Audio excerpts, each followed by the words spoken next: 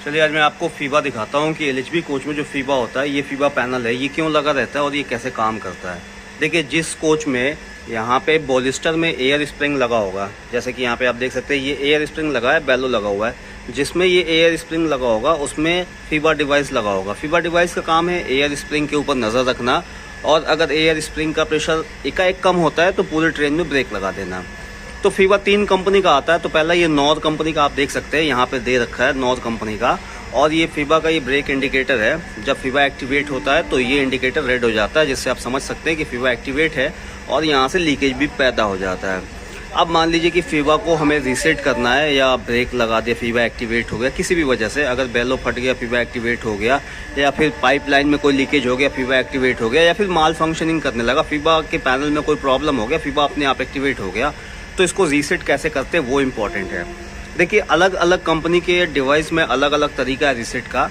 अगर ये नॉर, अगर आपको इस तरह का कुछ फीबा दिखेगा तो यहाँ पे आप देखेंगे, यहाँ पे ये एक नॉब दिया हुआ है, इसको एंटी क्लॉकवाइज घुमाना है।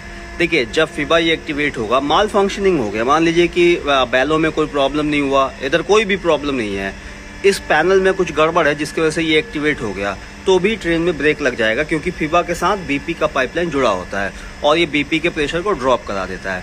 तो उसके लिए आपको क्या करना पड़ता है, सबसे पहले आप नीचे देखेंगे तो यहाँ पे आपको यहाँ पे ये आइसोलेटिंग कॉक दिखेगा। ये बीपी प्रेशर को फीबा के साथ जोड़ता है। तो इस आइसोलेटिंग कॉक को हमें बंद करना है। उसके बाद हम पैनल पे आएंगे और इस नॉब को हमें घुमाना है एंटी क्लॉकवाइज, इधर से इधर की तरफ घुमाना है। जैसे ही आप इधर घुमाएंगे, ये इंडिकेटर जो रेड था ये ग्रीन हो जाएगा।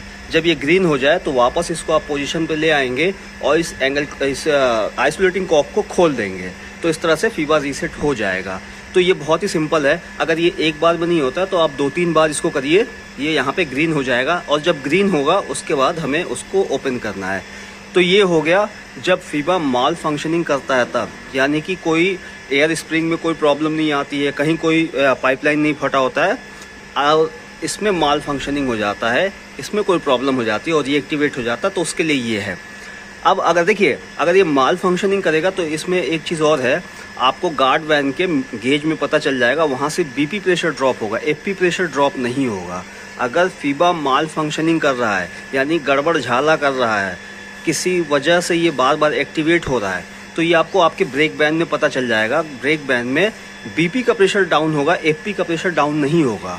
लेकिन अगर आपके ब्रेक बैंड में एफपी का भी प्रेशर अगर ड्रॉप हो जाता है, तो इसका मतलब ये हुआ, एफपी बीपी दोनों का प्रेशर ड्रॉप हो रहा है, इसका मतलब ये हुआ या तो ये वैल्यू कहीं से लीकेज है, या तो ये फट गया है, या फिर यहाँ पे जो ये कनेक्टिंग रॉड आप जो देख रहे हैं, बैलेंसिंग रॉड, ये टूट गया है, तो भी यहाँ से एफपी लीकेज शुरू हो जाएगा, या फिर इसका जो पाइपलाइन है वो कहीं से फट गया है। अगर इस तरह की कोई प्रॉब्लम होती है और उसके बाद फीबा एक्टिवेट होता है, तब यहाँ पे प्रॉब्लम आ जाती है, तब हमें इसको आइसोलेट करना पड़ता है। खाली रीसेट से काम नहीं चलेगा, तब हम फीबा डिवाइस को आइसोलेट करेंगे।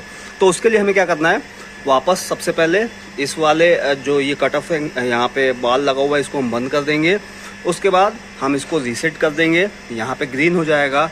इसके बाद यहाँ पे नीचे देखेंगे तो यहाँ पे 2 आपको यहाँ पे कट ऑफ एंगल और दिखेंगे, जहाँ से हमें इसे बंद करना है। इसे भी हमें बंद करना है, और एक आपको ये अंदर दिखेगा, इसे भी बंद करना है।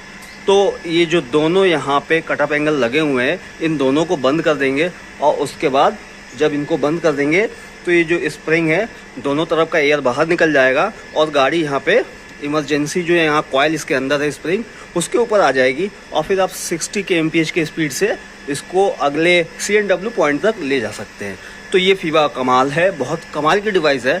और ये नॉर है, बाकी 2 कंपनियों का और होता है, वो भी चलिए मैं दिखा देता हूँ कि उन्हें कैसे रीसेट कर सकते हैं आप।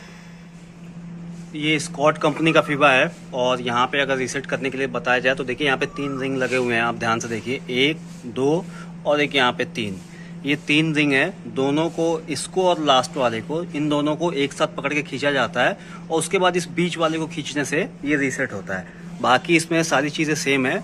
आपको यहाँ पे बीपी में आइसोलेटिंग कॉक दिखेगा, यहाँ पे इंडिकेटर दिखेगा। जब ये फीबा वर्क करेगा तो ये इंडिकेटर ऑन होगा। बहुत ध्यान से अगर आप देखेंगे तो यहाँ पे देख लीजिए, जब आपके सामने कुछ इस तरह का फीबा का पैनल मिले और इसको रीसेट करना हो, तो राइट साइड का जो रिंग है और लेफ्ट साइड का रिंग है, दोनों को 2 उंगलियों से पकड़ के खींचना है एक साथ, उसके बाद बीच वाले को खींचना है। तो ये जो रेड कलर का इंडिकेटर होगा ये ग्रीन हो जाएगा, फीबा रीसेट हो जाएगा। बाकी सारी चीज़ें एक जैसी हैं, स्कॉट का है ये। अब इसके अलावा एक और बच जाता है वो फैब्रिक का, वो भी मैं आपको दिखा देता हूँ। अब देखिए यहाँ पे ये फैब्रिक आ गया। यहाँ पे देखिए ये आपको कुछ अलग सा दिखेगा। इसमें आपको 2 नॉब दिखेंगे, सामने छोटे छोटे 2 नॉब दिख रहे हैं। उन दोनों नॉब को एक साथ दबाना है। जब आप एक साथ दबाएंगे तो ये फीबा रीसेट हो जाता है। बाकी सारी चीज़ें सब में एक जैसा है, कनेक्शन एक जैसा है। अगर मान लीजिए आपके सामने कुछ ऐसा फीबा डिवाइस दिखे और इसको आपको रीसेट करना है तो इन दोनों बटन को एक साथ दबाइए। तो यहाँ जो इंडिकेटर है वो अगर रेड था तो वो ग्रीन हो जाएगा। एक बार में नहीं होता, आप 2-3 बार कोशिश करिए, ये इंडिकेटर ग्रीन हो जाएगा।